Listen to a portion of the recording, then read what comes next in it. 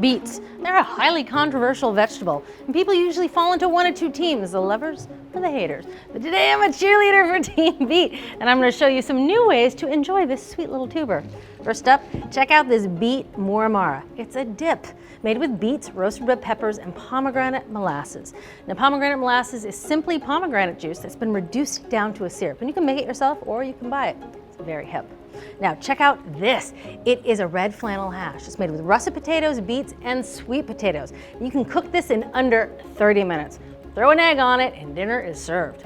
But for the ultimate beet recipe, the one that will impress all your friends, even the vegan ones, check out these pinto bean beet burgers. Now, the fun thing about these is the burger is actually red. It looks meaty, but that's just the beautiful color of the beets shining through, and it has a great flavor thanks to the bulgur, the pinto beans, and some walnuts.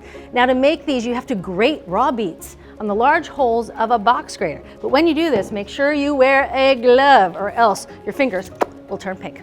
There you have it. Beets. Be a lover, not a hater.